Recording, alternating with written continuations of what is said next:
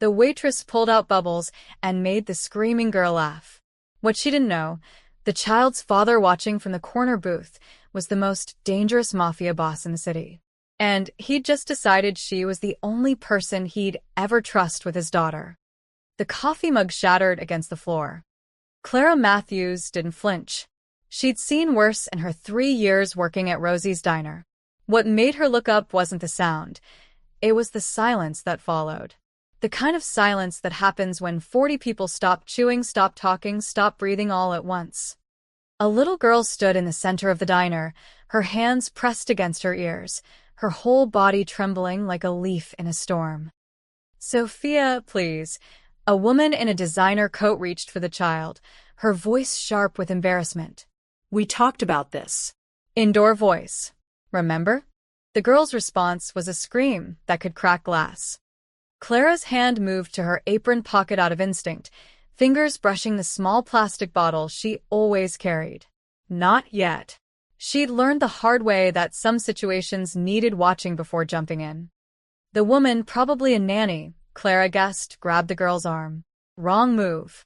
The child's screams doubled in volume, her small body rocking back and forth with increasing intensity. Tears streamed down her face, but she wasn't looking at anyone. Her eyes were fixed on something invisible, something only she could see. "Ma'am," Clara's coworker Jenny hissed from behind the counter. "Booth 7 is getting annoyed." "Can you handle it?" Yeah, Clara untied her apron, never taking her eyes off the little girl. She'd seen this before. The way the fluorescent lights reflected off the chrome napkin dispensers. The clatter of dishes from the kitchen. The competing conversations bouncing off the walls. For most people, it was just a busy Tuesday lunch rush. For a child like this, it was a tsunami of sensation with no escape. Clara approached slowly, staying in the girl's peripheral vision. She knelt 3 feet away, close enough to help, far enough not to crowd. "Hey there," she said softly, her voice barely above a whisper. "My name's Clara. What's yours?" The screaming continued, but the girl's rocking slowed. Just a fraction. "I bet this place is really loud, huh?" Clara continued in that same gentle tone. All those sounds crashing together. Must feel like being inside a drum. The nanny shot Clara a grateful but desperate look. "She has autism. I don't know what set her off this time. We were fine and then—" "It's okay," Clara said, still focused on the child. "Sometimes everything just becomes too much at once.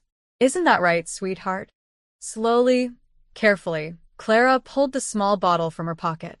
It was barely 2 inches tall, filled with pink liquid and a tiny wand attached to the cap. A silly thing to carry around at 28 years old. But Clara had learned that the silliest things often save the day.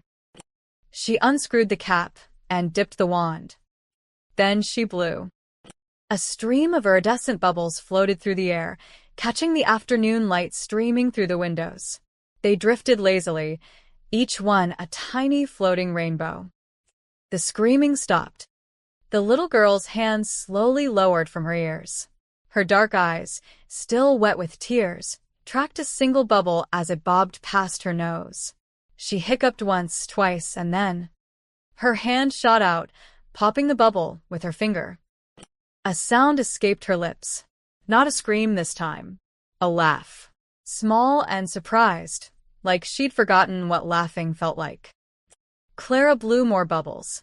The girl popped another, then another, her whole face transforming. The tension melted from her small shoulders. Her body stilled. She was still crying, but differently now, the kind of crying that comes after a storm passes, when you're too exhausted to do anything but let it out. "You like bubbles?" Clara asked softly. The girl nodded, her eyes never leaving the floating spheres. "Me too. Want to know a secret?" Clara leaned in conspiratorially. "I think bubbles are magic. They take all the bad feelings and float them away." "See? There goes one now. And another." The child reached for the wand. Clara handed it over without hesitation. Trust earned, trust given. "Sophia," the girl whispered, so quietly Clara almost missed it. That's a beautiful name, Sophia. The diner had come back to life around them. Forks scraped plates. Conversations resumed. But in their little bubble, Clara smiled at her own pun. There was peace. The nanny exhaled like she'd been holding her breath for an hour. I don't know how you did that. I've been with her for 6 months and I've never. It's all right, Clara said, standing up and brushing off her knees. She kept one eye on Sophia, who was now blowing bubbles with intense concentration, watching each one float toward the ceiling. Every kid's different. Sometimes you just have to find their thing. Thank you, the nanny breathed. Her father will be so. Her father can thank the waitress personally. The voice came from behind Clara. Deep. Quiet. The kind of quiet that made everyone within earshot go still again. Clara turned. The man standing 3 feet away hadn't been there a moment ago. At least, she hadn't noticed him. But she noticed now. He was tall, maybe 6'2", wearing a charcoal suit that probably cost more than Clara made in 3 months. Dark hair, graying at the temples. Sharp jaw. Eyes the color of smoke, gray and unreadable, studying her with the intensity of someone who made his living reading people. But it wasn't his appearance that made Clara's pulse quicken.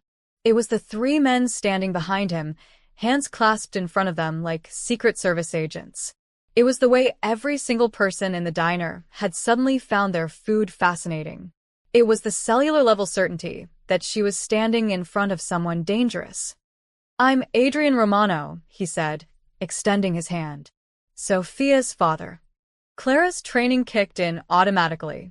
She'd practiced this moment 100 times in simulations, in briefings, in front of bathroom mirrors. Natural smile.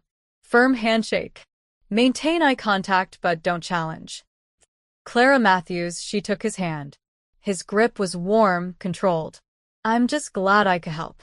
Just glad, he repeated her words like he was testing them for truth. His eyes flicked to Sophia, who was still blowing bubbles, oblivious to everything else. When he looked back at Clara, something had shifted in his expression. My daughter hasn't smiled like that in weeks. How did you know what to do? There it was. The first test. Clara had expected it, but her pulse still jumped. I used to work at a daycare, she said, the lie sliding off her tongue like silk. She'd practiced it enough. You learn to improvise. Kids are kids, whether they're autistic or neurotypical. They just need someone to meet them where they are. Adrian Romano studied her for a long moment. Clara forced herself not to fidget, not to break eye contact, not to do any of the 1,000 small things guilty people do. Finally, he nodded. The nanny was supposed to quit today. She's overwhelmed. His eyes never left Clara's face. How would you feel about a temporary position? Just until I can find someone more permanent. Clara's heart slammed against her ribs. This was it. The opening she'd spent 3 months engineering. The diner job, the bubble solution in her pocket, the research into his daughter's needs, all of it had been leading to this moment. But she couldn't seem eager. That would raise suspicion. I don't know, she said slowly. I've got this job and I'll pay you $5,000 a week. Behind the counter, Jenny dropped a plate. Clara's mind raced. Her studio apartment cost $1,200 a month. Her actual salary as an undercover detective was $62,000 a year. $5,000 a week was insane money for a waitress. It was exactly the kind of money that would make refusing suspicious. She looked at Sophia, still absorbed in her bubbles, and felt something unexpected twist in her chest. This was supposed to be a job, an assignment. Adrian Romano ran one of the most powerful crime families in Chicago.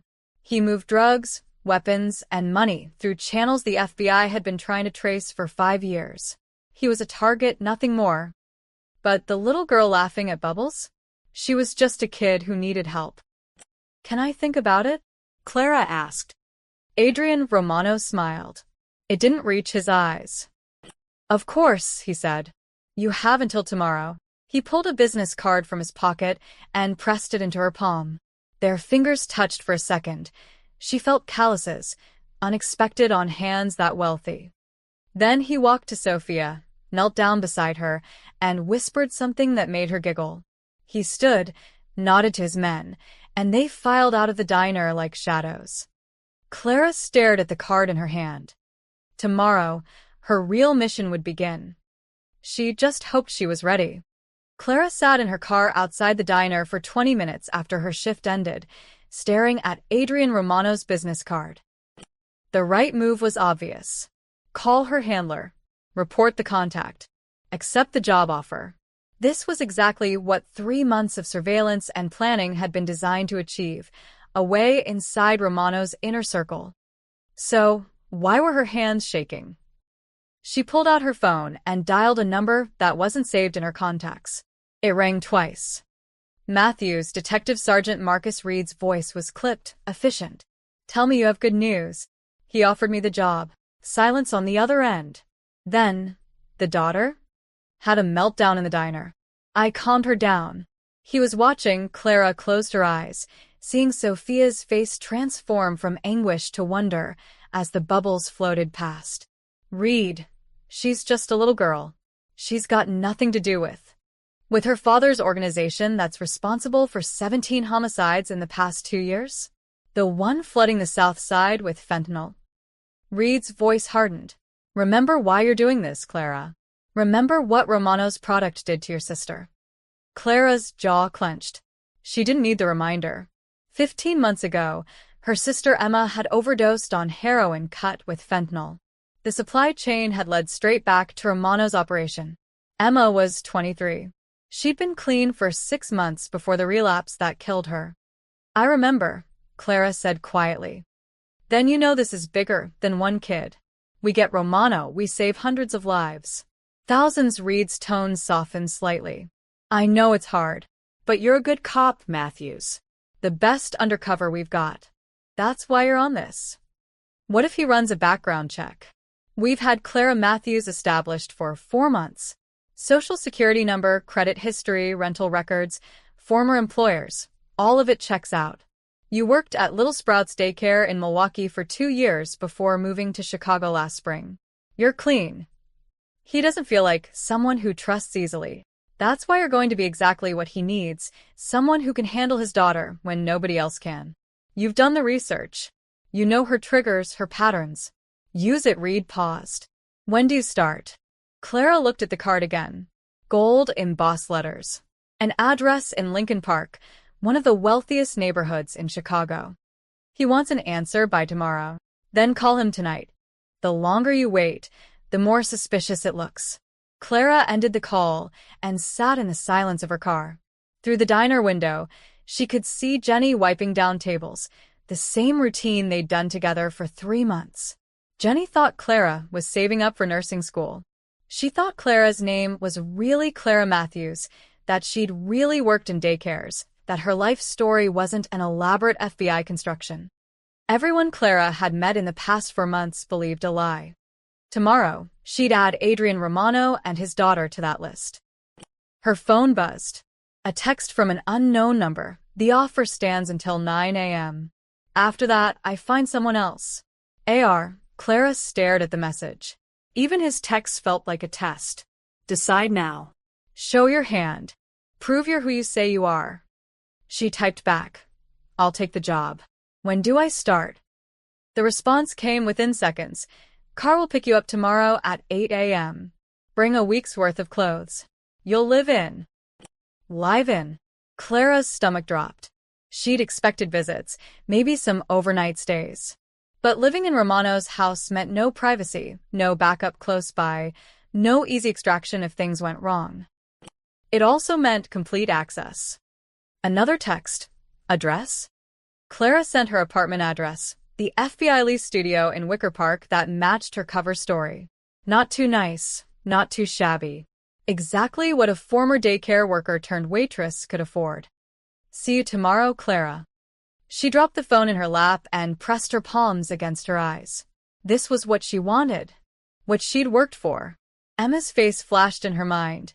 Not the way she'd looked in the morgue, but before. Laughing. Alive.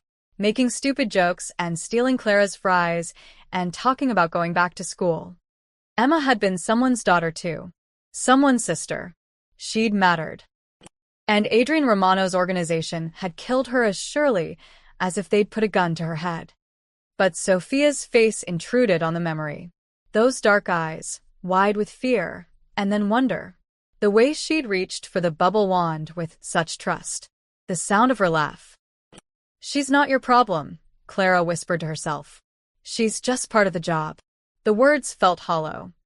She started the car and drove to her apartment, mentally cataloging what she'd need to pack. Clothes that fit her cover, nothing too expensive, nothing too cheap. The cross necklace she always wore because Clara Matthews was supposedly raised Catholic. The small photo of her family that was actually stock photography. And the bubbles. She'd need more bubbles. Inside her apartment, Clara opened the safe hidden behind her bathroom mirror.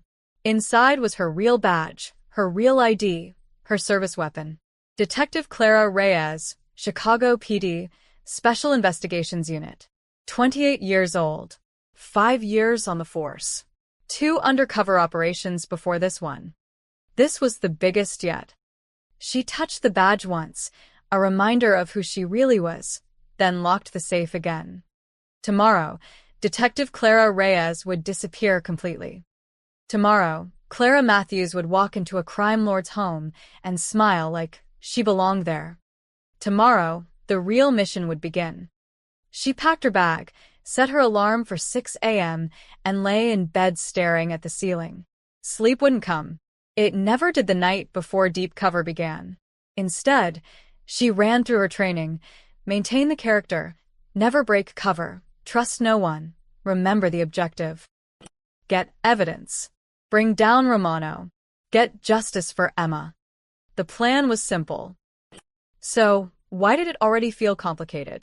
At 7:45 a.m., Clara stood on the sidewalk with a single duffel bag, watching a black Mercedes pull up to the curb. The driver stepped out, one of the men who'd been with Romano at the diner. He didn't smile. "Miss Matthews?" His voice was pure Southside Chicago. "I'm Tony. Mr. Romano sent me." Clara gripped her bag tighter and nodded. Tony opened the back door. Clara took a breath and stepped inside. The door closed with a solid, final thunk. There was no turning back now. The Mercedes didn't go to Lincoln Park. Clara noticed after 10 minutes. Tony had taken the Kennedy Expressway north, then exited near O'Hare Airport. They pulled into a long-term parking garage, level 3, section D. "Change of plans," Tony said, his eyes meeting hers in the rear-view mirror. "Mr. Romano had a morning meeting. We'd pick you up in 2 hours." Clara's pulse quickened. 2 hours? Where am I supposed to? There's a Starbucks on the ground level. Get some coffee. Relax. He pulled an envelope from his jacket and handed it back. First week's salary. Mr. Romano believes in paying up front. Clara opened the envelope. 50 crisp $100 bills. Tony was already out of the car, opening her door. 2 hours, Miss Matthews. Don't be late. Then he was gone, the Mercedes purring out of the garage. Clara stood alone in the concrete structure, holding $5,000 and her duffel bag. For a moment, she just breathed. Then she pulled out her phone and sent a single text to a different number. Package delayed. 2 hours. The response was immediate. Blue Honda. Level 2. Now. Clara found the stairwell and climbed down 1 level. The blue Honda Civic was parked in a corner spot, windows tinted dark. She opened the back door and slid inside. Detective Sergeant Marcus Reed sat in the driver's seat. In the passenger seat was Special Agent Victoria Chun from the FBI. Both turned to look at her. $5,000 in cash before you even start. Reed whistled low. Romano's either desperate or testing you. Both probably, Agent Chun said. She was petite, sharp-eyed, and hadn't smiled once in the 6 months Clara had known her. Did you notice the tail? Clara's stomach dropped. What tail? Black Nissan, 3 cars back the whole way from your apartment. One of Romano's guys, Chin pulled out a tablet showing grainy footage of the Mercedes route. He wanted to see if you'd make contact with anyone. You passed. Jesus, Clara breathed. He's already suspicious. He's careful. There's a difference, Reed twisted in his seat to face her fully. Listen, Clara. You're about to enter a fortress. Romano's house has cameras everywhere except the bedrooms and bathrooms. Armed guards rotate every 6 hours. His inner circle, his consigliere, his captains, they're all paranoid by training. One wrong move and… I know the risks, Clara cut him off. What's the play? Agent Chen opened a small black case. Inside was what looked like a normal tube of lipstick. This is a USB drive disguised as makeup. If you can access Romano's computer, even for 30 seconds, plug this in. It'll clone his hard drive wirelessly to our servers. Clara took the lipstick, turning it over in her hands. What if he catches me? Then you're a woman who borrowed his office to fix her makeup. Act embarrassed, apologize, leave. Chen's expression didn't change. But don't get caught. Reed leaned forward. We also need you to identify his key players. We know the names: Victor Castellano, his consigliere; Marco De Luca, his enforcer; Tommy Ricci, his accountant. But we need to know the hierarchy, the relationships, where the money flows. And the drugs, Agent Chen added coldly. We know he's moving fentanyl through the port of Chicago. We need to know the distribution network. Names, locations, schedules. Clara nodded slowly, feeling the weight of it all. How long do I have? However long it takes, Reed said. But the brass is getting impatient. They want results within 3 months or they're pulling you out. 3 months living in a crime lord's house. 3 months lying to a little girl who'd just started to trust someone. What about Sophia? The question slipped out before Clara could stop it. Reed and Chen exchanged a glance. What about her? Chen's voice was carefully neutral. She's 7 years old. Autistic. She has nothing to do with her father's business. She's leverage, Chen said flatly. Romano's only weakness. Every player in Chicago knows if they want to hurt him, they hurt her. That's why he's so desperate to find someone he can trust to keep her safe. She paused. That's also why this cover is perfect. He'll bring you close because of her. Use that. Clara's fingers tightened around the fake lipstick. She's a child. She's a mobster's daughter, Reed said, but his voice was gentler. Look, nobody's asking you to hurt the kid. We're asking you to do your job. Get evidence on Romano. Bring him down. The girl will end up in protective custody, probably with relatives. She'll be fine. And if she's not fine? If taking down her father destroys her? The car went silent. Finally, Agent Chen spoke. Your sister was 23 years old. She had her whole life ahead of her. Romano's product killed her and hundreds like her. You want to tell me that one little girl who'll be placed with family and get the best care money can buy matters more than all those lives? Clara closed her eyes. Emma's face again, cold and still on a metal table. The medical examiner had been kind, professional, but nothing could soften the reality of what Clara had seen. No, she whispered. She doesn't matter more. But the words felt like swallowing glass. Reed handed her a small flip phone. Emergency contact only. It's disguised as a burner. If Romano finds it, you're just a girl with a backup phone. But we'll be listening 24/7. You need extraction, you call. Clara pocketed the phone along with the lipstick. Anything else? She asked.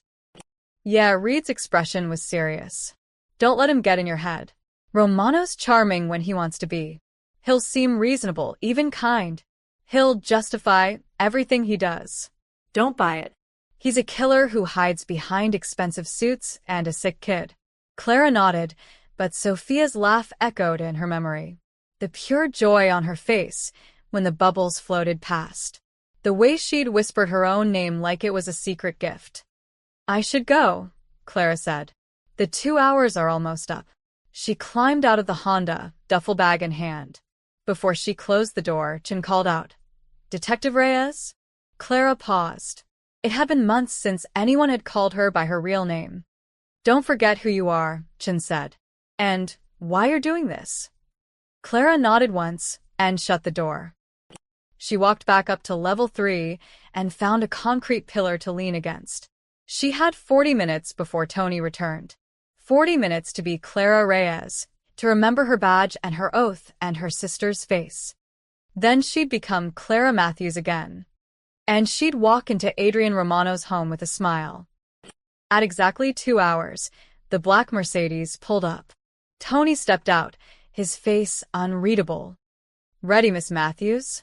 Clara picked up her bag and smiled. "Ready." The Romano mansion wasn't what Clara expected. She'd imagined something garish, marble columns, gold fixtures, the kind of wealth that screamed for attention. Instead, the 3-story brick estate in Lincoln Park was understated elegance. Ivy climbed the east wall. A Japanese maple tree shaded the circular driveway. If not for the security cameras hidden in the eaves and the 2 men in suits flanking the front door, it could have been any wealthy family's home. Tony didn't walk her to the entrance. He simply nodded toward the door and drove the Mercedes around back.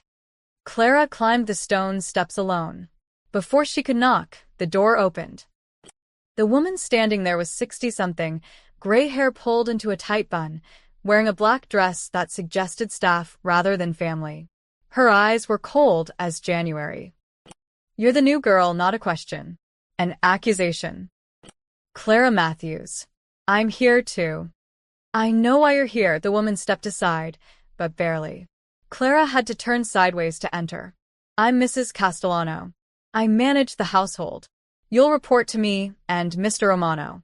Nobody else." The foyer was all dark wood and soft lighting. A curved staircase led to the second floor. Oil paintings lined the walls. Landscapes mostly, nothing personal. Classical music drifted from somewhere deeper in the house. "Rules," Mrs. Castellano said, closing the door with a solid thunk. "No questions about Mr. Romano's business. No wandering the house without permission. No phone calls from the landline. Your room is 3rd floor, east wing. Sophia's room is 2nd floor, west wing. You do not enter Mr. Romano's private office or bedroom under any circumstances." "Understood." "Understood. The men you'll see around the property are security. They won't bother you if you don't bother them. But they're always watching." Mrs. Castellano's eyes narrowed. "Always." Clara nodded, cataloging every detail. Security team size. Camera placement. The layout already forming a map in her mind. "Where's Sophia?" Clara asked. "In the playroom with her previous nanny. Miss Hernandez is briefing her replacement." The way Mrs. Castellano said replacement made it clear what she thought of Clara's chances of lasting. "May I see her?" "Mr. Romano wants to speak with you first. This way." They walked through a living room that looked like it had never been lived in, down a hallway lined with closed doors, and stopped at the last one. Mrs. Castellano knocked twice. "Come in," Adrian Romano's voice, muffled by the door. The office was surprisingly modest. A desk, 2 chairs, built-in bookshelves filled with leather-bound volumes. Floor-to-ceiling windows overlooked a garden where roses were just beginning to bloom. Adrian sat behind the desk, reading something on his laptop. He didn't look up immediately. Mrs. Castellano left without a word, closing the door behind her. Clara stood in silence, waiting. This was another test. She could feel it. Finally, Adrian closed the laptop and stood. Today he wore dark slacks and a white shirt, sleeves rolled to his elbows. Without the suit jacket, he looked younger, more human, more dangerous. "Miss Matthews, welcome to my home." He gestured to a chair. "Please sit." Clara sat, keeping her posture relaxed but not too casual. Confident but not cocky. Adrian remained standing, studying her from across the desk. "I had you investigated last night. Former daycare worker, moved to Chicago 8 months ago, clean record. Currently working at Rosie's Diner to make ends meet. Single, no family in the area." He paused. "You're exactly who you say you are." Clara's heart hammered but her face stayed calm. "Did you expect something different?" "I always expect different." He moved to the window, hands in his pockets. "My daughter is the most important thing in my world, Miss Matthews. The only thing that matters. I don't trust easily. I don't trust often. But Sophia smiled at you. That counts for something." She's a sweet kid. She's a complicated kid.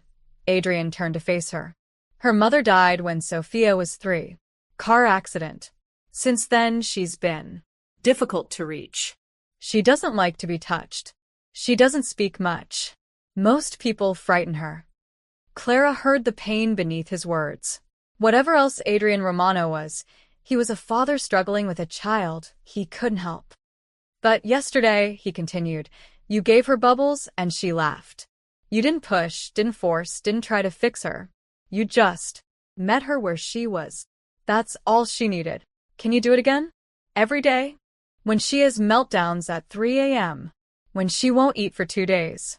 When she screams because the seam on her sock isn't straight? Adrian's voice hardened. This isn't playing with bubbles in a diner, Miss Matthews. This is real. This is hard. Are you ready for hard?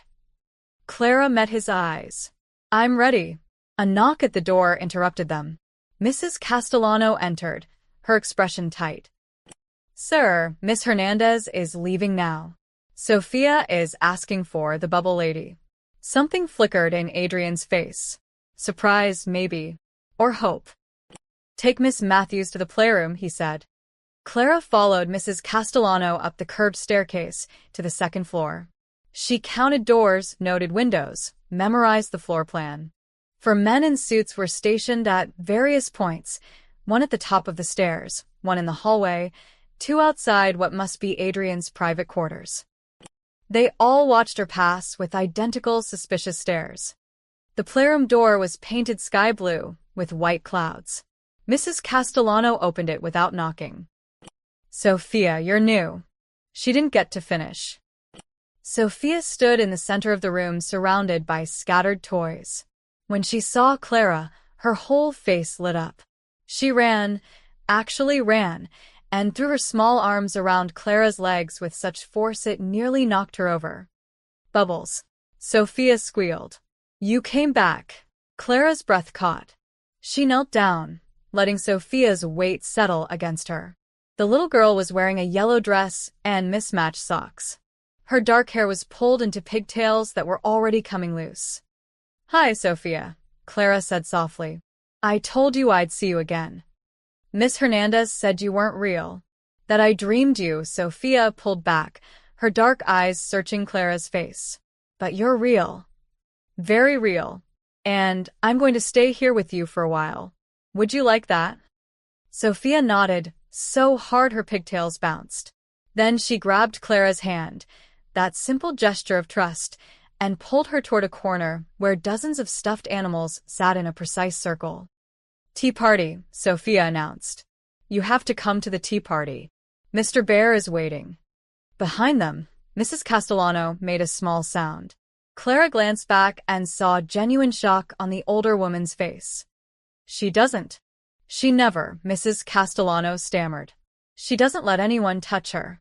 But Sophia was already arranging Clara into a sitting position, pressing a toy teacup into her hands, chattering about how Mr. Bear liked his tea with 3 sugars, but Mrs. Elephant was allergic to sugar, so she got pretend honey instead.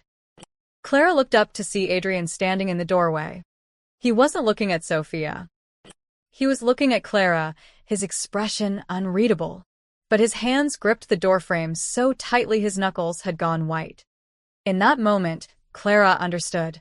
Sophia wasn't just his weakness. She was his entire world. And Clara had just become the one person who could reach her. The thought should have felt like victory, like the perfect cover, the perfect in. Instead, it felt like responsibility, and something uncomfortably close to guilt. 3 days into her new job, Clara learned the rhythm of Adrian Romano's house. Mornings were quiet. Adrian left at 7 a.m. sharp, always in a dark suit, always with at least 2 men flanking him.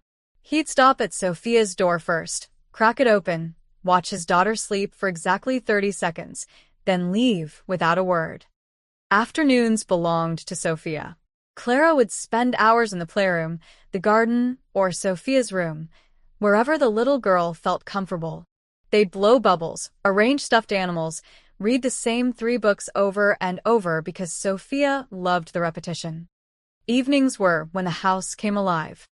Cars would arrive. Men in expensive suits would file into Adrian's office. Sometimes Clara heard raised voices. Once, she heard something shatter.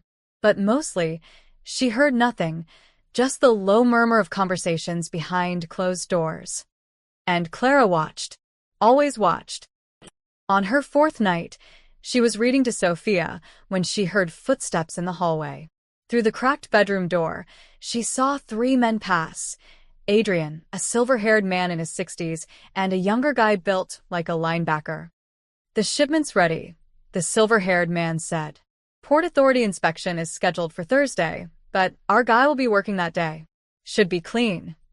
"How much?" Adrian's voice was all business. 40 kilos. Street value around 2 million each. Clara's hand froze on the page.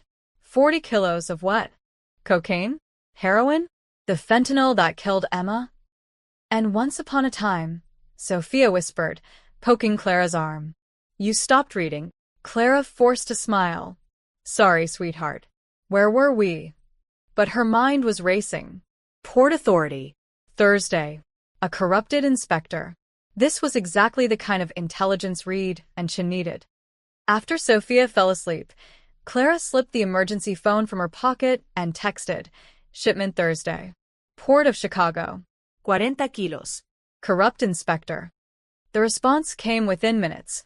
Description of the men. Clara texted back. Silver hair, 60s. Younger guy, 6 feet 4 inches, 250 pounds.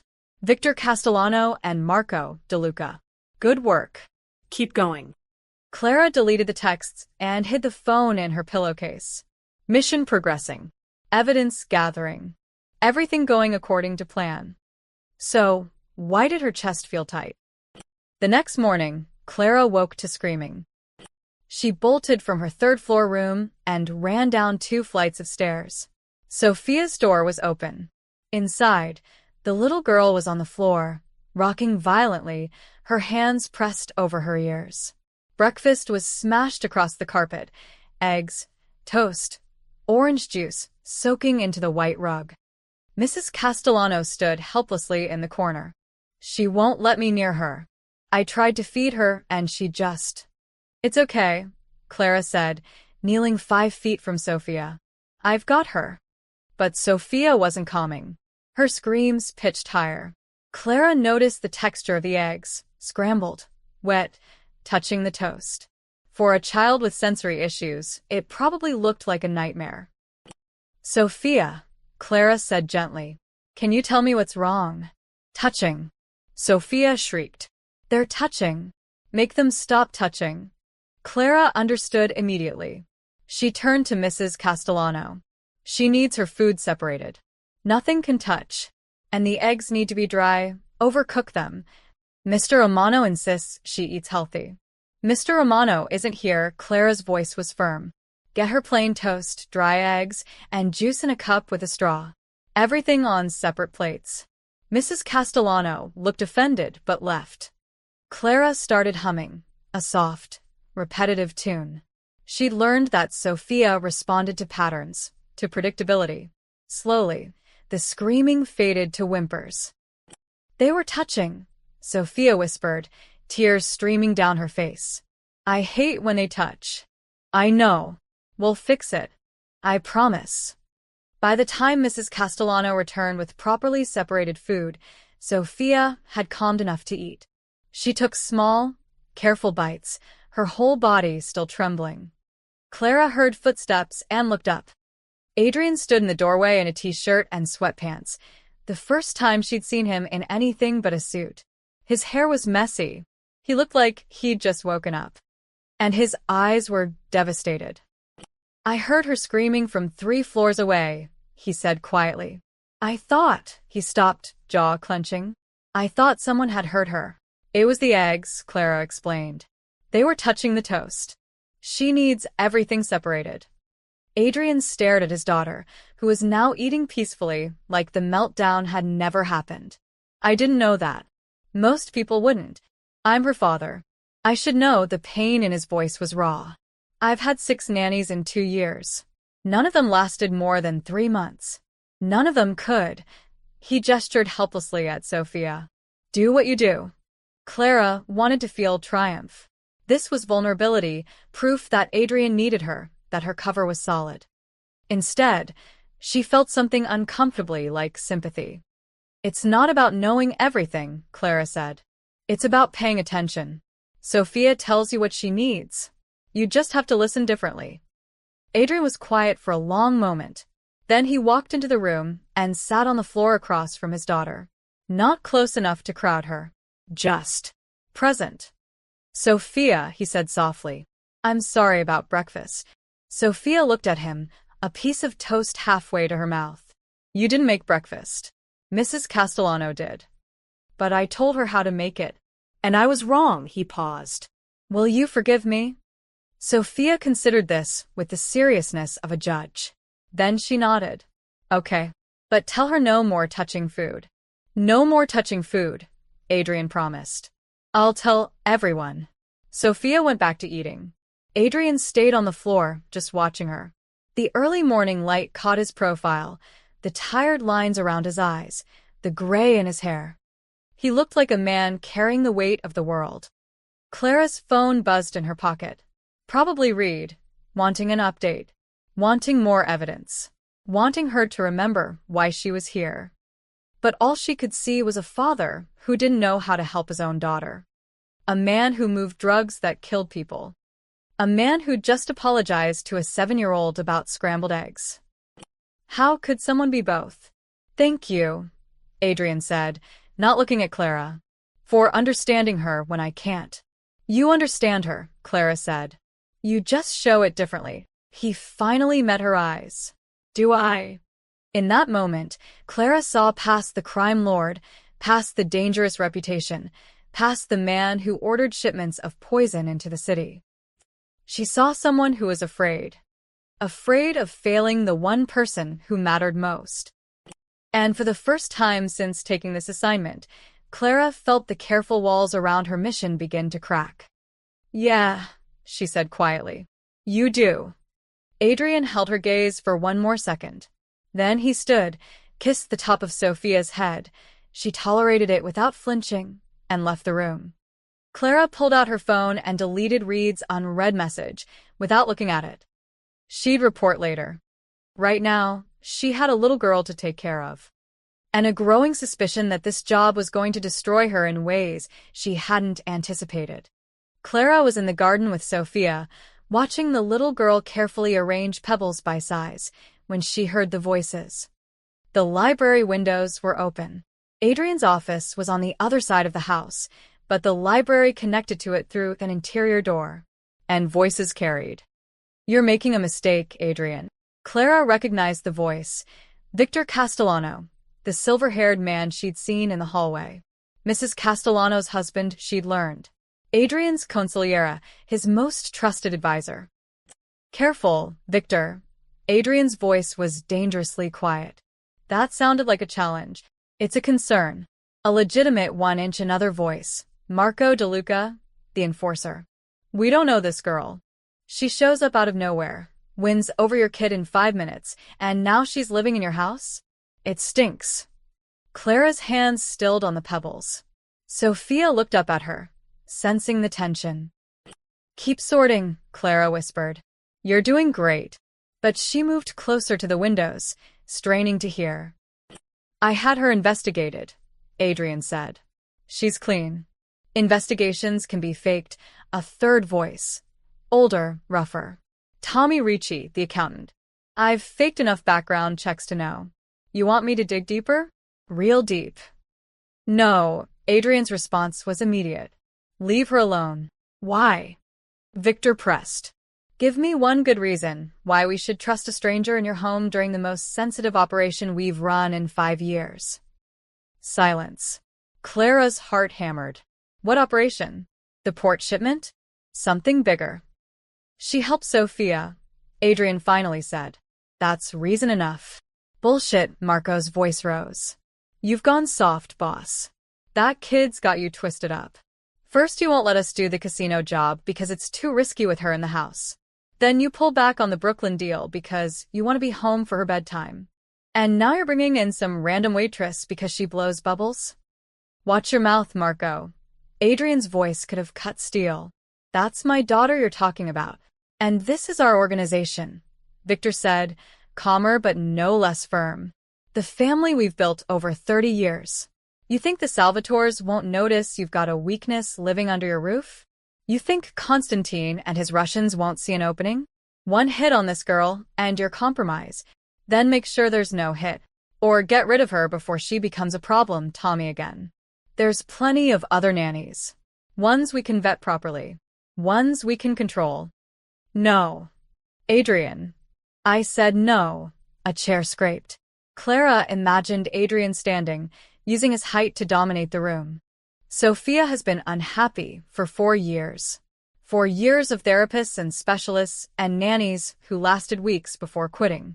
4 years of watching my daughter scream herself hoarse and not being able to help her. And then this girl walks into a diner and makes Sophia laugh. Actually laugh. So you want to tell me she's dangerous? Fine. Maybe she is. Then why keep her? Victor demanded. Dangerous to me? Adrian's voice dropped. Or dangerous to the child who finally smiles. The words hung in the air.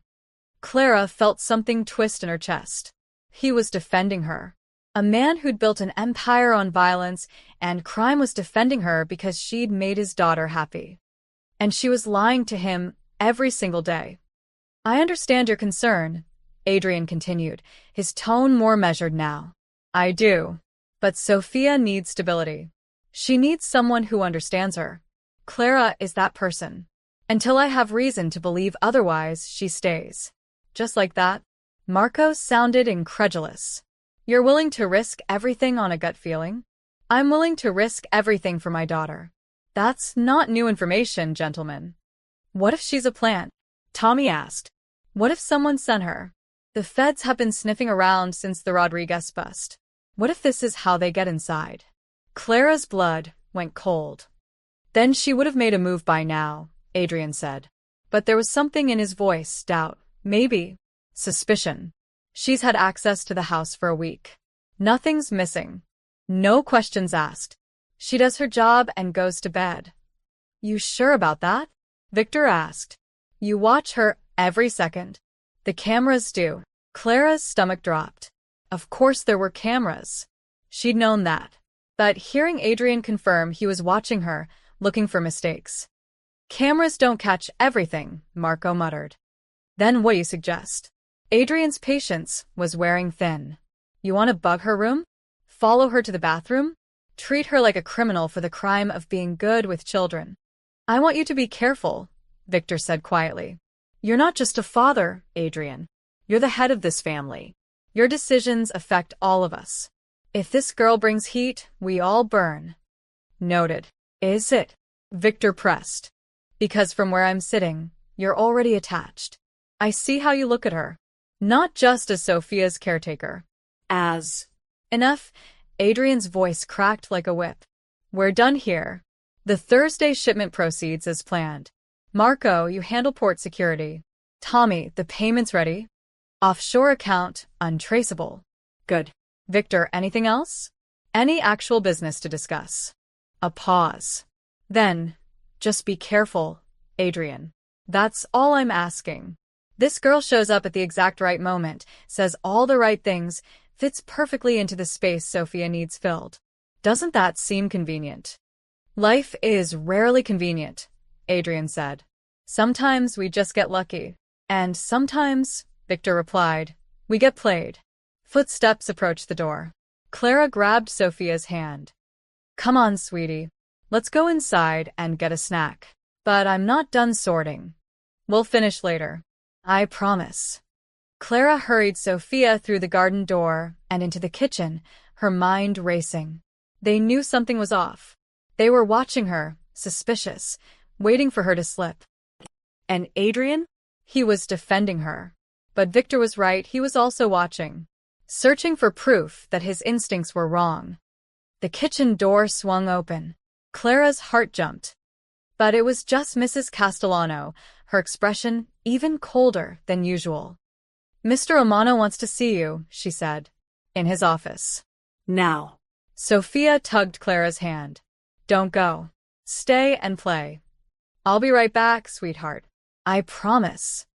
Clara followed Mrs. Castellano through the halls, every step feeling like walking to an execution. Had they decided? Was she about to be thrown out? Or worse? Mrs. Castellano knocked once and opened the door. Adrian sat at his desk alone now. His eyes met Clara's, and she saw it.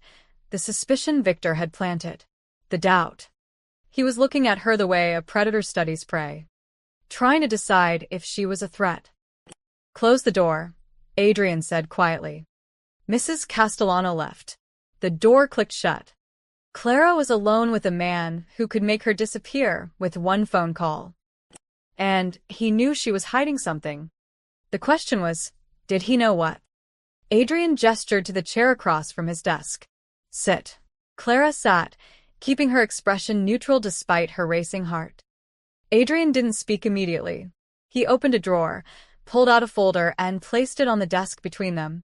Clara's own face stared up at her from a photograph, leaving her apartment, walking into Rosie's diner, getting into Tony's car. I've been watching you, Adrian said. Every day since you arrived. Looking for inconsistencies. Mistakes. Something that doesn't add up. Clara forced herself to breathe normally. And you're exactly who you say you are. You care about Sophia. You don't ask questions. You don't snoop, he paused, studying her face. But my counsel thinks you're too perfect. Too convenient. They think someone sent you. Did they? That's what I'm asking you. Clara met his eyes. This was the moment. One wrong word, one flicker of guilt, and everything would unravel. Mr. Romano, I'm a waitress who needed better pay. Your daughter needed help. That's all this is, she kept her voice steady. If your men want to investigate me more, that's fine. But while they're doing that, Sophia still needs someone. And right now, I'm the only one she trusts. Adrian's jaw tightened. You're using my daughter. I'm helping your daughter. There's a difference. They stared at each other across the desk. Clara could feel the danger radiating off him, the barely contained violence of a man who'd built an empire on knowing when people were lying.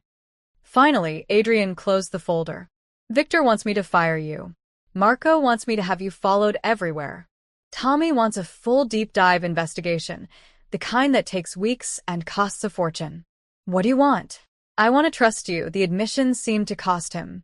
But trust is expensive in my world. People who trust end up dead. Then don't trust me, Clara said. Just let me do my job. Watch me all you want. Bug my room, follow me, investigate every day of my life. But let Sophia have someone who understands her. Adrian was quiet for a long moment. Then he stood and walked to the window, his back to her. My wife used to say I saw threats everywhere. That I needed to let people in. His voice was soft, almost reflective. She was wrong. The moment I let my guard down, she died. Clara's breath caught. What happened? Car bomb. Meant for me. She was borrowing my car because hers was in the shop. He turned, his face a mask of controlled pain. So you'll forgive me if I don't just let you in, Miss Matthews. Everyone close to me ends up paying the price. For a moment, Clara forgot she was undercover, forgot about Reed and Chun and the mission. All she saw was a man haunted by loss, trying desperately to protect the one person he had left. I'm sorry, she said quietly. And she meant it. Adrian's expression hardened. Don't be sorry. Just prove me right. Prove that you're exactly who you say you are. How? Stay. Do your job. Don't give me a reason to doubt you. He moved back to his desk. That's all. Clara stood. And if your counsel disagrees? My counsel doesn't run this family. I do, his eyes locked on hers. But if you betray me, Miss Matthews? If you're working for someone else? They won't find your body. It wasn't a threat. It was a promise. Clara nodded and left the office, her legs somehow still working despite feeling like water. That night, Clara waited until Sophia was asleep before climbing to her third-floor room. She pulled out the emergency phone and sent a single text. Need to talk. Urgent. 20 minutes later, her phone buzzed. Navy Pier. South Side. 1 hour. Clara slipped out through the kitchen door. The security cameras caught her leaving, but she'd learned their patterns. There was a 15-second gap when the South Gate camera rotated away. Just enough time. She caught a bus downtown and found Reed waiting on a bench near the Ferris wheel, pretending to watch the water. "You're compromised," he said without preamble when she sat down. "Romano's suspicious. He questioned me today. I handled it. For now. But his people are digging. If they dig deep enough, the cover will hold." "You said it yourself," Clara cut him off. "What did you need to talk about?" Reed turned to face her fully. "Agent Chun is pulling the plug. She says you've been in there a week with minimal intel. One shipment tip that we can't even act on without blowing your cover. She wants results or she wants you out." Clara's stomach dropped. "I need more time." "For what?" "To play nanny." Reed's voice was sharp. "You're there to take down a criminal organization, Clara. Not babysit his kid. That girl is innocent. That girl is leverage. Use her." "Use her how?" Clara's voice rose. "She's 7 years old. She has autism. She trusts me. You want me to exploit that? I want you to do your damn job." Reed stood, pacing. "Your sister is dead because of Romano's operation. You begged for this assignment. You said you wanted justice. Well, this is what justice looks like. It's not pretty, it's not fair, and sometimes innocent people are collateral damage." Clara felt sick. Sophia is not collateral damage. Then what is she? Your new best friend? Your pet project? Reed leaned close, his voice dropping. "Listen to yourself. You're defending him. You're protecting her. That's not our mission. The mission is to gather evidence. That takes time. Trust. The mission is to bring down Adrian Romano." Reed pulled out his own phone, showing her a photo. A young woman, blonde, barely 20. "This is Melissa Grant. 19 years old. Overdosed last week on fentanyl-laced heroin. Romano's product. While you're playing house, girls like this are dying." Clara looked away. "I know." Do you? "Because from where I'm standing, you're getting soft.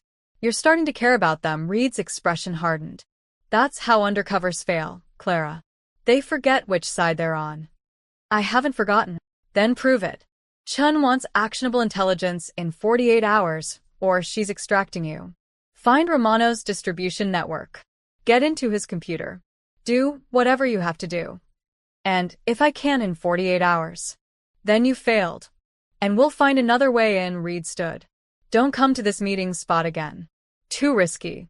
Use the emergency line only. And Clara..." He paused. "Remember why you're doing this. Remember Emma." He walked away, leaving Clara alone on the bench. She pulled out her real phone, the one Clara Matthews carried, and scrolled to a photo she kept hidden in a locked folder. Emma, laughing at some joke Clara had made, her whole face bright with life. Emma, who trusted the wrong dealer. Emma, who died alone in a bathroom. Emma, who deserved justice. But when Clara closed her eyes, she didn't see Emma. She saw Sophia's face, trusting and innocent. She saw Adrian watching his daughter sleep, whispering that she was all he had left. She was supposed to destroy them. She was supposed to gather evidence, build a case, and watch Adrian Romano go to prison for the rest of his life, while Sophia ended up in foster care or with distant relatives who didn't understand her needs. That was justice. So, why did it feel like revenge? Clara deleted Reed's number from her call history and headed back to the mansion. She had 48 hours to choose, her mission or her conscience. She just didn't know which choice she could live with. 24 hours left. Clara woke to that thought and fell asleep to it. 24 hours to find evidence Chun would accept. 24 hours to justify staying, to keep Sophia from losing another person she trusted. 24 hours to betray Adrian Romano. She tried that morning. While Sophia was at her weekly occupational therapy session and Adrian was in a meeting, Clara slipped into the library. The fake lipstick USB drive was in her pocket, ready. Adrian's laptop sat on the library desk, closed but not locked away. Clara's hand hovered over it. Just 30 seconds, Chen had said. Plug it in, let it clone, walk away. But the office door was open. Victor Castellano walked past every few minutes. Security cameras tracked the hallway. And somewhere in her chest, a voice whispered, "This is wrong." She'd pulled her hand back and left empty-handed. Now she was running out of time. That afternoon, Sophia wanted to bake cookies. "Can we? Please?" The little girl bounced on her toes. A rare display of excitement. "The recipe book has pictures. I can follow pictures." Mrs. Castellano looked horrified. "The kitchen is not a playground." "It's fine," Clara said. "We'll clean up after." They spent 2 hours measuring flour and sugar, Sophia insisting everything be precise. Not a grain over the line. When an egg cracked messily, Sophia froze, her breathing quickening. "It's okay," Clara said quickly. "We'll just scoop out the shells." See? Problem solved. Sophia's panic faded. They continued. The cookies were lopsided and slightly burned, but Sophia stared at them like they were treasures. "We made these," she whispered. "By ourselves. You did most of the work. Can we give one to Daddy?" Clara's throat tightened. Of course. They found Adrian in his office on the phone with someone, his voice clipped and professional. But when he saw Sophia holding a paper plate with a cookie, his expression softened completely. "Gentlemen, I'll call you back," he ended the call without waiting for a response. "What's this?" "We baked," Sophia announced. "Try it." Adrian took the cookie, examined it seriously, and took a bite. His eyebrows rose. "This is delicious." "Really?" Sophia's whole face lit up. "Really?" He pulled her into a hug. She tolerated it for 3 seconds before squirming away. "You're a master chef." Sophia giggled and ran off to give cookies to the security guards. Adrian looked at Clara, still holding the half-eaten cookie. "Thank you." "For what?" "For making her feel normal," his voice was quiet. Even if just for an afternoon, Clara should have left. Should have maintained professional distance. Instead, she sat in the chair across from him. "Can I ask you something?" Adrian nodded. "Why this life?" She gestured around them. "You clearly love her. You could have gone legitimate, raised her somewhere safe." Adrian was silent for a long moment. "This life chose me before I chose it. My father was in the organization. His father before him. By the time I was old enough to make my own choices, I was already in too deep." He set down the cookie. "And then Maria, my wife, she saw something in me worth saving. She made me promise that if we had children, I'd find a way out. But you didn't." "I tried. After Sophia was born, I started moving assets, making plans. Then Maria died, and he stopped, jaw tightening. The men who planted that bomb are still out there. If I go legitimate, I lose my protection. I lose the resources to keep Sophia safe. So I stay. A prisoner of your own empire." Something like that. He met her eyes. "Does that make you afraid? Knowing what I am?" Clara should have said yes. Should have reinforced the barrier between employer and employee. "No," she said instead. "It makes me sad." Something flickered in Adrian's expression. Surprise, maybe. Or recognition. "You're different than I expected," he said softly. "What did you expect?" Someone who'd run when things got hard. Someone who'd see Sophia as a job, not a person. He paused. Someone who wouldn't call me out on my choices. Is that what I did? Isn't it? They stared at each other. The moment stretched, charged with something Clara didn't want to name. Adrian's phone buzzed. The spell broke. "I should go," Clara said, standing quickly. Sophia's probably covered the guards in cookie crumbs. But as she reached the door, Adrian called out, "Clara?" She turned. "Thank you," he said again. "For everything." The sincerity in his voice nearly broke her. That night, Clara couldn't sleep. 18 hours left. She needed to make a decision. Call Reed, ask for an extraction, admit failure, or find the evidence, complete the mission, destroy the fragile world Sophia had started to build. At 2 a.m., she gave up on sleep and wandered downstairs for water. That's when she heard it, a soft voice from Sophia's room. The door was cracked open. Clara peered inside. Adrian sat in the chair beside Sophia's bed, watching his daughter sleep. He'd changed from his suit into a t-shirt and jeans, his hair mussed like he'd been running his hands through it. "I'm trying," he whispered to Sophia's sleeping form. "I know I'm not good at this. Not like your mother was. She always knew what to say, what to do. She made everything easier." Sophia shifted in her sleep, clutching her stuffed bear. Adrian's voice cracked. "You're all I have left, baby girl. The only good thing in my whole damn life. And I'm terrified every day that I'm going to fail you. That I'll mess you up worse than you already are. That I'll..." He stopped, pressing his palms to his eyes. Clara's chest ached. This wasn't the crime lord. This wasn't the dangerous man who threatened to disappear bodies. This was just a father, broken and struggling and alone. "She's all I have left," Adrian whispered. Clara should have left. Should have slipped away unseen. Instead, she knocked softly on the doorframe. Adrian's head snapped up, his expression transforming instantly to guarded alertness. But when he saw it was Clara, some of the tension eased. "Can't sleep either?" he asked quietly. Clara shook her head and stepped into the room. "I heard you talking. I'm sorry, I didn't mean to intrude." "It's all right," he looked back at Sophia. "I do this sometimes. Come in here, talk to her when she can't hear me. It's pathetic." "It's not pathetic. It's human." Adrian laughed softly, bitterly. "That's generous." Clara moved closer, standing beside his chair. "You're a good father, Mr. Romano." Adrian. "And no, I'm not. A good father wouldn't raise his daughter in a world like mine. A good father loves his daughter. Protects her. Tries to do better." Clara's voice was gentle.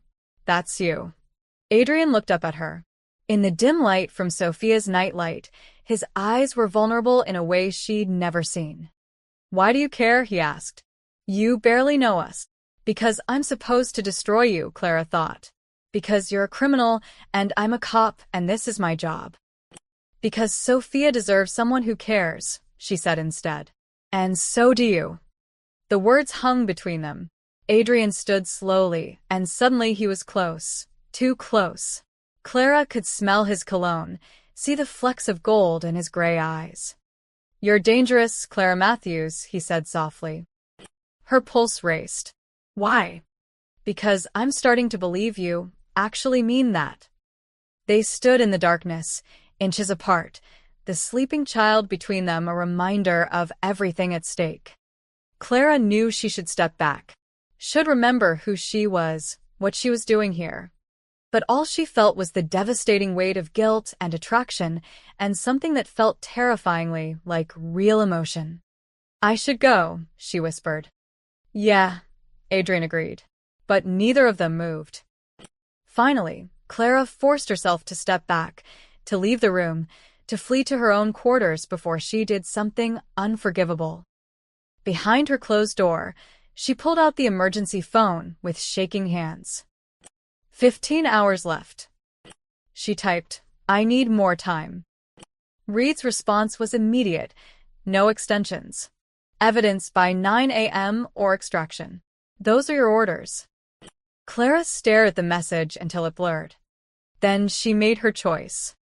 She deleted the message, turned off the phone, and hid it in the back of her drawer. Tomorrow, she'd face the consequences. Tonight, she was just going to let herself feel. Even if it destroyed her. 9 a.m. came and went. Clara watched the clock in Sophia's playroom tick past the deadline, her stomach in knots. Her phone, the regular one, not the emergency burner, stayed silent. No call from Reed. No extraction team at the door. Just silence. Either they were giving her more time, or they'd already written her off as compromised. She didn't know which was worse. "Clara?" Sophia tugged her sleeve. "You're not listening." "Sorry, sweetheart." "What were you saying?" "Mr. Bear wants to know if you're sad." Clara looked at the stuffed bear Sophia held up, its button eyes somehow accusatory. No, Clara, leave. I'm just thinking. About what? About how I'm betraying your father. About how I'm betraying my badge. About how I don't know who I am anymore. About what to have for lunch, Clara said instead. Sophia seemed to accept this. She went back to arranging her toys in precise rows, humming tunelessly. Clara's phone buzzed. Finally. But it wasn't Reed. It was Adrian, my office. Now. Adrian stood at his window when she entered, his back to her. On his desk sat a manila folder, papers spilling out. Close the door, he said without turning. Clara obeyed, her heart hammering.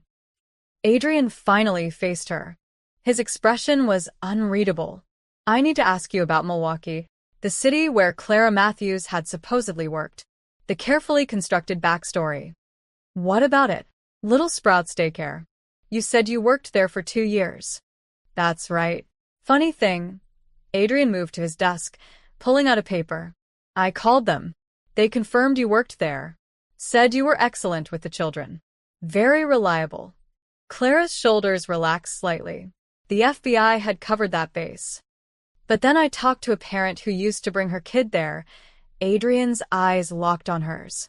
She remembered you. Said you were wonderful. Described you perfectly right down to the mole on your left wrist. Clara's blood went cold. She didn't have a mole on her left wrist.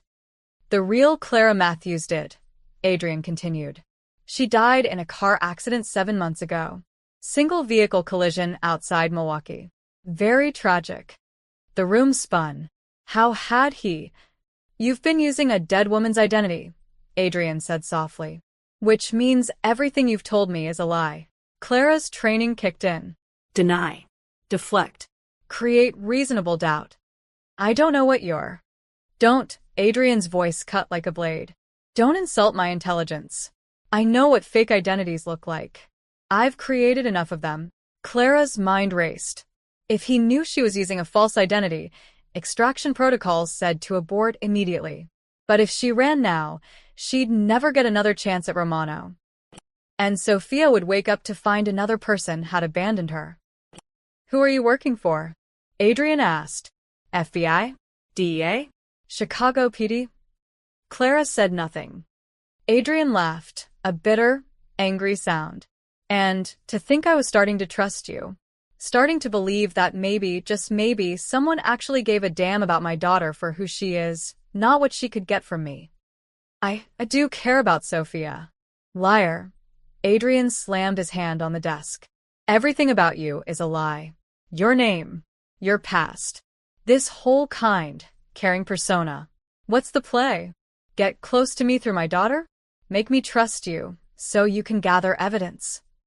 He was right. That was exactly the play. Clara met his eyes. Are you going to kill me? I should. Adrian's jaw clenched. My men certainly think so. Victor wants you disappeared tonight. Marco's already dug the hole. But my daughter loves you. The words came out anguished. In 2 weeks, you've become the most important person in her world besides me. She talks about you constantly. She sleeps better knowing you're in the house. This morning she asked if you could be her new mommy. Clara's chest constricted. Adrian. Don't say my name like that. Like you care. He moved closer, his presence overwhelming. Tell me the truth. At least give me that. Who sent you? Clara weighed her options. The truth would end everything, her career, possibly her life. But maybe, just maybe, honesty would buy Sophia some protection. Chicago PD, she said quietly. Special Investigations Unit. My real name is Clara Reyes. Detective Clara Reyes. Adrian's expression didn't change. He'd already known. And Sophia? Was she ever more than an assignment to you? At first? No, Clara forced herself to be honest. I researched her needs because I needed to get close to you. The bubbles, the way I calmed her. I planned all of it. Of course you did. But somewhere along the way, Clara's voice cracked. She stopped being part of the mission. She became real. And I started to actually care. How convenient. It's the truth. I care about her, Adrian. I know you don't believe me, but you're right. I don't. Adrian pulled his phone from his pocket. One call, and you vanish. No one will ever find you. That's what happens to people who threaten my family. Clara didn't move. If this was how it ended, she wouldn't beg. Adrian's finger hovered over the screen. Then a small voice came from the doorway. Daddy? They both turned. Sophia stood there in her yellow dress, her stuffed bear clutched to her chest, her eyes wide and confused. Why are you yelling? She asked. Are you mad at Clara? Adrian's face transformed, all the anger melting into something softer. Sophia, sweetheart, go back to? No, Sophia's voice was firm in the way only a child's can be. She walked directly to Clara and wrapped her arms around Clara's legs. Don't be mean to Clara, Sophia. She's my friend. She's nice. She doesn't yell or grab or make my food touch. Sophia looked up at her father with tears in her eyes. Please don't make her go away. Everyone goes away. Adrian stared at his daughter, his phone still in his hand, his fingers still hovering. Clara felt Sophia trembling against her. She knelt down, eye level with the little girl. Hey, Clara said softly. It's okay. Your dad and I were just talking. He sounded angry. Sometimes grown-ups get frustrated. But we're okay now, right? Clara looked at Adrian, silently pleading. Adrian looked between his daughter and the woman holding her. The woman who'd lied about everything. The woman his daughter loved. Slowly, he lowered the phone. Right, he said hoarsely. We're okay. Sophia studied him suspiciously. Then, promise? I promise, baby girl. Pinky promise? Sophia held out her tiny finger. Adrian knelt and linked his pinky with hers. Pinky promise. Satisfied, Sophia released Clara and skipped back to the playroom, humming like nothing had happened. Adrian and Clara stayed kneeling on the floor, the weight of what just happened hanging between them. She saved your life, Adrian said quietly. You understand that? If she hadn't walked in. I know. This isn't over. I still don't trust you. I'm still watching. And if you do anything to hurt her, I will end you. He stood, towering over her. But as long as Sophia needs you, you stay. Clara stood on shaky legs. And when she doesn't need me anymore? Adrian's smile was cold. Then we'll see if you're as good at running as you are at lying. He walked to his desk, picked up a different folder, and handed it to her. Inside were documents, fake papers, a new identity. Clara Reynolds, Canadian citizen, former teacher. This is who you are now, Adrian said. Clara Matthews is dead again. This identity will hold up to anything short of Interpol. Use it. Why are you helping me? I'm not helping you. I'm protecting Sophia. Adrian's eyes were hard. She's happy. For the first time in years, she's actually happy. I won't take that away from her, even if it means keeping a cop in my house. What about your men? Victor and... They'll do what I tell them, but they'll also be watching you every second. One mistake, detective, and they won't wait for my permission. Clara nodded. The reprieve was temporary. Fragile, but it was something. Thank you, she said. Don't thank me. Just your job. Take care of my daughter. And stay out of my business. He sat at his desk, effectively dismissing her. We clear? Crystal. Clara turned to leave. Detective Reyes? She paused at the door. I meant what I said. I'm watching. And unlike you, I don't lie about who I am. His voice was ice.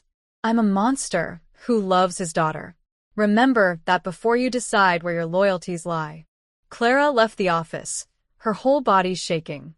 She'd survived. Barely. But now Adrian knew the truth, or part of it, and she was more trapped than ever. The worst part, she wasn't sure she wanted to escape anymore.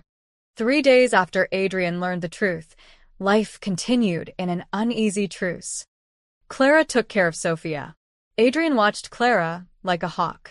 And somewhere in the background, Victor and Marco circled like sharks smelling blood.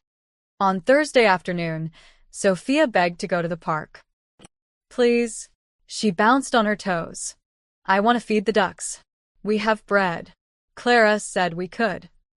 Adrian looked at Clara with those cold, suspicious eyes that had replaced the warmth from before. It's safe, Clara said. Lincoln Park is public, lots of witnesses. She needs fresh air. Fine, Adrian stood from his desk. I'll come with you. That wasn't normal. Adrian rarely joined their outings. You don't have to. I'm coming. His tone left no room for argument. 30 minutes later, they walked through Lincoln Park. Adrian, Clara, Sophia, and 2 security guards trailing 20 feet behind. Marco and another enforcer named Joey. Sophia ran ahead to the pond, bread clutched in her small hands. She laughed as ducks waddled toward her, quacking. Stay where I can see you, Adrian called. I will, Daddy. Clara stood beside Adrian in tense silence. Finally, she spoke. You really think I'd hurt her? I think you're a cop in deep cover who's already lied about everything else. So yeah, I don't know what you'd do. I'd die before I let anything happen to her. Adrian looked at her sharply. We'll see. That's when Clara noticed them. 2 men in windbreakers, hands in pockets, walking too purposefully. 3 more spreading out near the tree line. Not casual parkgoers. Hunters. Her training kicked in. Adrian. I see them. His voice was deadly calm. He pulled his phone, texted something rapid. To Marco. Get Sophia. Now. But it was too late. The first shot shattered the afternoon quiet. It missed Adrian by inches, slamming into the tree behind him. Bark exploded. Sophia.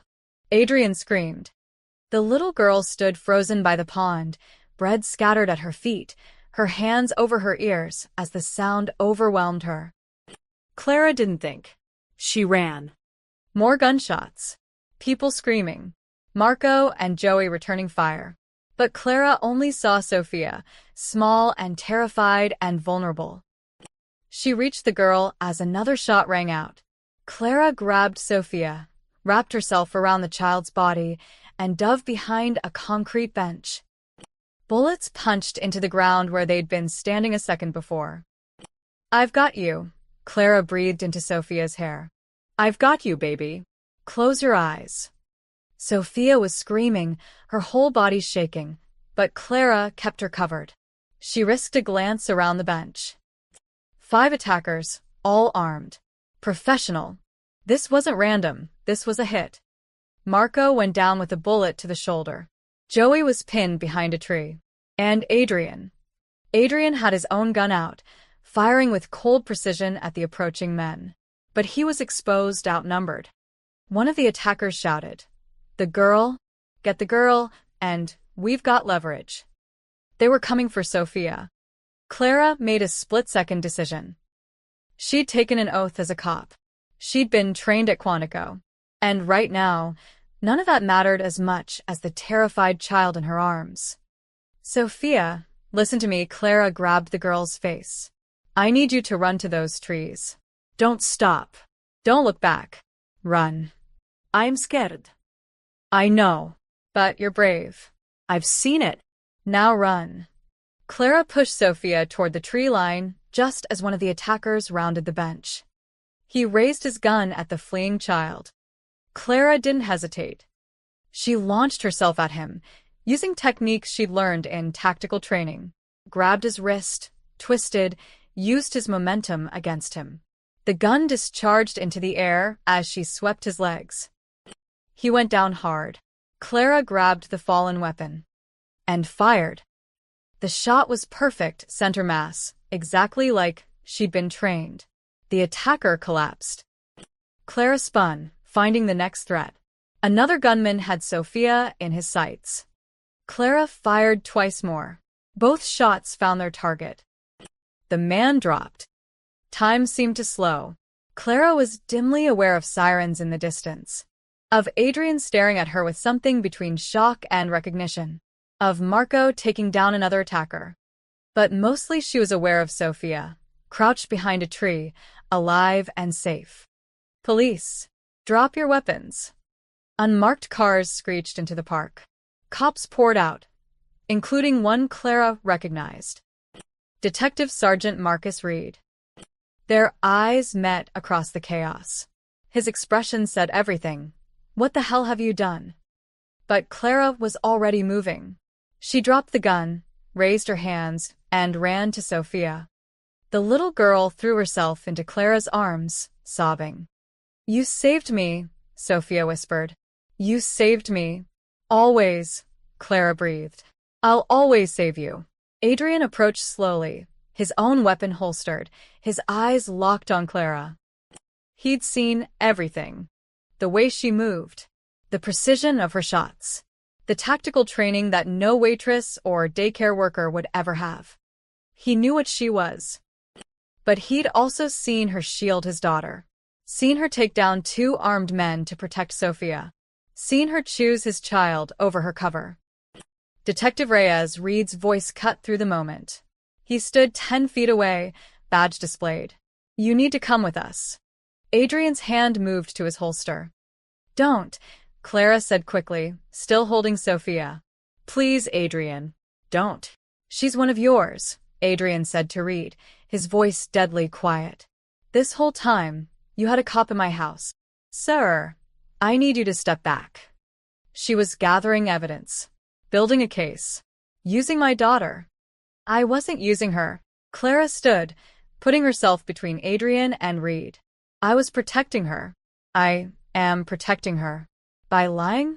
By betraying us. By keeping her alive. Clara's voice broke. Those men came for her, Adrian. They were going to take her or kill her. And I stopped them. Not because of my job. Not because of my badge. Because I love her. The words hung in the air. Sophia's small voice cut through the tension. You love me? Clara looked down at the tear-stained face. Yes, sweetheart. I love you. Then don't go, Sophia grabbed Clara's hand. Please don't go like Mommy did. Reed stepped forward. Detective Reyes, you're compromised. We need to extract you now. No, Clara said. That's not a request. I said no, Clara looked at Reed. I'm staying. You're ending your career. Then I'm ending it, Clara's voice was firm. These people need protection. Sophia needs protection. And I'm not leaving. Reed's expression hardened. Then you're on your own. The department won't back you. You'll have no support, no extraction, no immunity. I understand. Reed looked at Adrian. She's all yours. But know this, we're still watching. Still building our case. This changes nothing. He walked away, leaving Clara standing in the wreckage of her career. Adrian stared at her for a long moment. Then he spoke, his voice raw. You chose her. Yes. Over your badge. Your duty. Everything you believed in. Clara looked at Sophia, still clinging to her. Not everything. The most important thing I believe in is protecting innocent people. And she's the most innocent person I know. Adrian's expression was unreadable. Then he held out his hand. Come on. We need to get Sophia home before the shock sets in. Clara took his hand. As they walked to his car, surrounded by security and police tape and the aftermath of violence, Clara realized what she'd done. She'd betrayed her department, chosen a crime lord's family over justice, burned every bridge she had. And she'd do it again in a heartbeat. Because sometimes the right choice wasn't the legal one. Sometimes it was just human. The aftermath of the park attack consumed the next 48 hours. Sophia barely slept, waking every few hours screaming. Clara stayed with her through every nightmare, holding her when she'd allow it, sitting nearby when she needed space. Adrian coordinated with his people, hunting whoever had ordered the hit. The attackers who'd survived were being questioned, somewhere Clara didn't want to know about. And Victor Castellano watched Clara like she was a bomb waiting to detonate. On the third night, Clara finally got Sophia to sleep. She was heading to her own room when she heard raised voices from Adrian's office. Can't seriously be considering this. Victor's voice carried through the door. She's a cop, Adrian. A goddamn detective sent to destroy us. She also saved my daughter's life. Adrian's response was measured but firm. By doing her job, police are trained to neutralize threats. She saw armed men, she reacted. That doesn't make her loyal. Clara pressed against the wall, listening. What would you have me do, Victor? Throw out the only person Sophia trusts. Yes, Victor exploded. Before it's too late. Before she gathers enough evidence to bring down this entire family. Do you think the cops just gave up? They're watching, waiting. And she's still their asset whether she admits it or not. She refused extraction. So she says, for all we know, that was theater. A way to gain your trust completely. Victor's voice dropped. Adrian, I've stood by you for 30 years. Through wars, through losses, through everything. Trust me now. This woman is a threat. Silence. Then Adrian. She's staying until Sophia doesn't need her anymore. That could be months. Years. How long are you willing to risk everything for? A phone rang, interrupting. Clara heard Adrian answer. What? A pause. You're certain? When? Another pause, longer this time. I understand. Increased security. No one in or out without my approval. What is it? Victor asked. That was our contact in the Salvatore family. Adrian's voice was ice. They know about Clara. Everything. That she's a cop, that she was sent to infiltrate us. Even details about her assignment. Clara's blood went cold. How? Victor demanded. Someone leaked her personnel file. The Salvatores are planning to expose her at Friday's council meeting, when all the families gather. They want to embarrass me publicly, prove I'm weak, vulnerable. That I let a cop into my inner circle. Friday? That's 2 days from now. They're forcing my hand. Either I handle her before the meeting, or they'll do it for me. Make it clear I've lost control. Clara's phone buzzed in her pocket. She pulled it out, the emergency burner she'd been ignoring. Reed's message. They know everything. Extract now. This is your last chance. Her fingers hovered over the keyboard. One word, and a team would come for her. She'd be safe, protected, away from the danger closing in. She looked toward Sophia's room, where the little girl finally slept peacefully. Clara deleted the message and turned off the phone. In the office, Victor spoke. So what do we do? I don't know yet. Adrian, you need to decide. Your feelings for this woman. I don't have feelings for her. Don't you? Victor's voice was softer now. I see how you look at her. How Sophia's not the only one who's changed since she arrived. You're risking everything. Your position, your safety, this family's entire operation, because you can't separate the woman who helps your daughter from the cop who's trying to destroy you. That's not. It is. And the Salvatores know it. They're going to use it against you. Against all of us. A pause. You want my advice? Send her away tonight. Tell her to disappear and never come back. We'll explain to Sophia, help her adjust. But get her out before Friday. Clara held her breath, waiting for Adrian's response. No. Adrian. I said no. We're not sending her away. Adrian's voice was firm. The Salvatores want to embarrass me? Fine. Let them try. But I'm not making decisions based on fear of what they might do. Then, what's your play? I'm going to that meeting. And I'm bringing Clara with me. Clara's eyes widened. You can't be serious, Victor said. You'd parade her in front of every family boss in Chicago? Admit you knowingly kept a cop in your house. I'm going to show them exactly what happened. That yes, she was sent to infiltrate us. Yes, she's a cop. But she also chose my daughter over her badge. She killed to protect Sophia. She burned her entire career to keep her safe. Adrian paused. That's not weakness, Victor. That's leverage. Any boss in that room would kill to have someone that loyal. They'll never believe it. They'll think she's playing you. Then I'll prove otherwise. I'll put her in that room, with all our enemies, and dare them to touch her. If she's really still working with the cops, she'd never agree to it. It would compromise every investigation. Clara's mind raced. He was right. Going to a meeting with every crime family in Chicago would end any remaining credibility she had with law enforcement. It would be a public declaration of which side she'd chosen. It would make her a criminal. This is insane, Victor muttered. Maybe. But it's also the only move that keeps everyone safe. Sophia, Clara, and this family's reputation. Adrian's voice hardened. We're not running. We're not hiding. We're facing this head-on. Footsteps approached the door. Clara quickly moved away, slipping into a shadowed alcove. Victor emerged first, his face tight with frustration. Then Adrian. He stopped directly in front of Clara's hiding spot. You can come out now, detective, he said without looking at her. I know you're there. Clara stepped into the light. Adrian turned to face her. You heard? Yes. And? Are you going to run? Call your handler? Beg for extraction? Clara met his eyes. I already turned off my phone.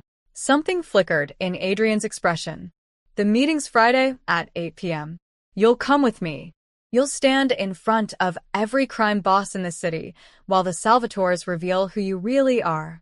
And when they're done, you'll tell them exactly what you told me in the park.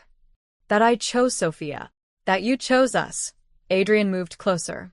This is your last chance, Clara. After Friday, there's no going back. You won't just be a cop who went rogue. You'll be a criminal in the eyes of the law. Everything you were, everything you believed in, gone.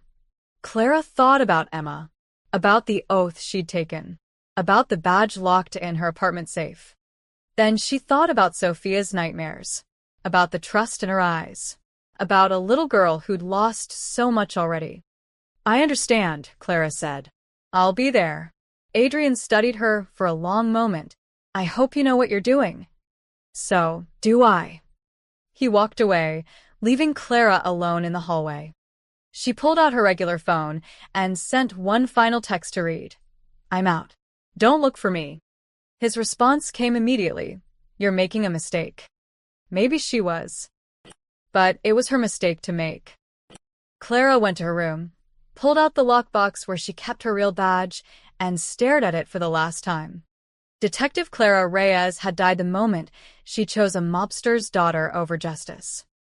Now there was only Clara, no last name, no badge, no past. Just a woman who'd chosen love over law. And Friday night, she'd face the consequences. The Venetian room was exactly what Clara expected: dark wood paneling, cigar smoke, and enough firepower to start a war. 20 men sat around the massive table. Family bosses, consiglieras, enforcers. The most dangerous people in Chicago gathered for their monthly council. And Clara walked in holding Adrian Romano's hand. The room went silent. Gentlemen, Adrian said calmly, pulling out a chair for Clara. I believe you all know my daughter's caretaker. Salvatore, a fat man with dead eyes, smiled like a shark. Oh, we know her. Question is, do you? I know exactly who she is. Adrian sat beside Clara, his posture relaxed. But she felt the tension coiled in him like a spring. Detective Clara Reyes, Chicago PD, sent undercover 3 months ago to gather evidence on my organization. Gasps around the table. Victor closed his eyes like he'd seen this coming. Marco's hand moved toward his holster. You admit it? Konstantin, the Russian boss, leaned forward. You knowingly harbor police in your home? I admit she was a cop when she arrived. Past tense. Adrian's voice was steel. She's not anymore. Once a cop, always a cop, Salvatore sneered. She's playing you, Romano. Making you weak. That's why we're calling for a vote tonight. Either you remove this liability or we remove you both. Clara's heart hammered. A vote. They were going to force Adrian to choose between her and his position. There won't be a vote, Adrian said quietly. You don't get to decide that. The door burst open. Everyone's hand went to their weapons. But it wasn't an attack. It was Sophia. The little girl stood in the doorway in her pajamas, her stuffed bear clutched to her chest, tears streaming down her face. Behind her, Mrs. Castellano looked horrified. I'm sorry, sir. She ran past me. Sophia, sweetheart. Adrian started to stand. No. Sophia's screams silenced the room. You took Clara away. You promised you wouldn't make her leave. She ran to Clara, throwing herself into her arms. Clara caught her automatically, her throat tight. Sophia, what are you doing here? Mrs. Castellano said you went to a dangerous place. That you might not come back. Sophia's voice broke. Like Mommy. She said she was coming back too, but she didn't. The room full of hardened criminals watched a 7-year-old girl cling to a woman who'd lied to them all. Salvatore recovered first. Well, isn't this touching? The cop has the kid brainwashed. Shut up. Adrian's voice cracked like a whip. He knelt beside Sophia, his hand gentle on her back. Baby girl, Clara's fine. She's right here. But they want to take her away. I heard Mrs. Castellano talking. She said the bad men would make Clara disappear. Sophia looked at the room full of crime bosses with pure, innocent defiance. You can't have her. She's mine.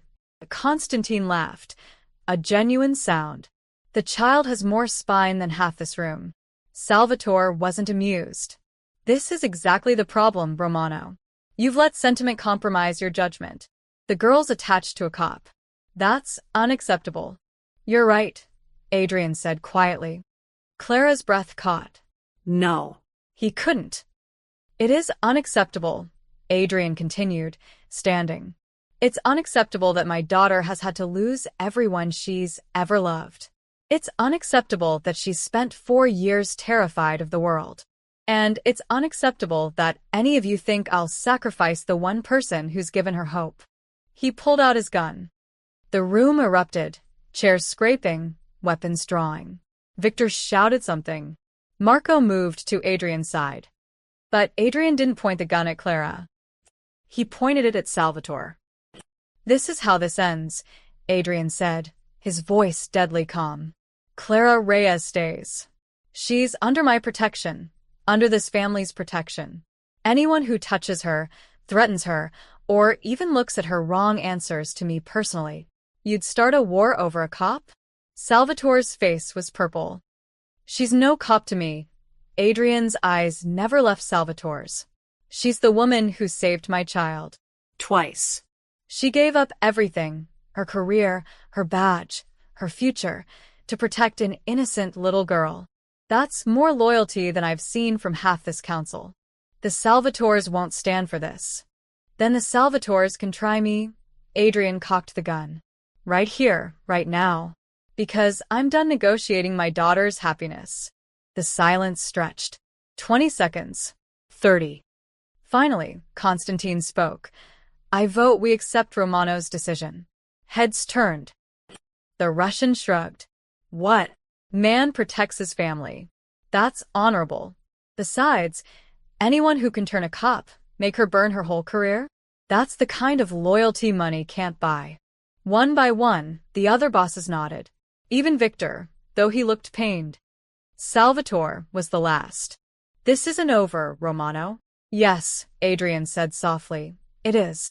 Salvatore stood and walked out. 2 of his men followed. Adrian lowered his gun. Council adjourned.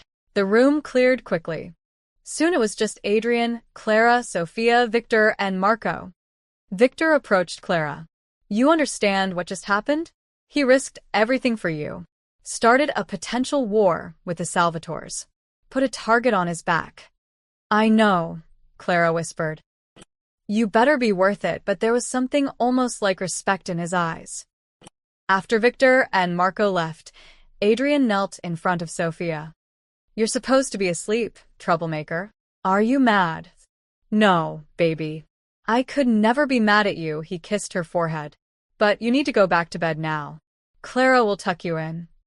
Promise she'll come? I promise. Sophia finally released Clara and took Mrs. Castellano's hand. As they left, she looked back. I love you, Clara. I love you too, sweetheart. The door closed. Adrian and Clara stood alone in the smoke-filled room. You didn't have to do that, Clara said. Risk everything for her. Yes, I did. Adrian moved closer. You made a choice in that park. You chose her over everything you believed in. Tonight was my turn. Adrian. I'm not a good man, Clara. I've done terrible things. Hurt people. Broken laws. But Sophia? His voice cracked. She's the only pure thing in my life. And you gave her back her smile. How could I not protect that? Clara felt tears sliding down her face. I was supposed to destroy you. I know. I was supposed to bring down your whole organization. I know that too. Adrian reached out, wiping her tears with his thumb. But somewhere along the way, you became part of us. Part of this broken, messed up family. And I don't care what you were. I only care what you are now. What am I now? Sophia's protector. He paused, searching for words. My chance at something real.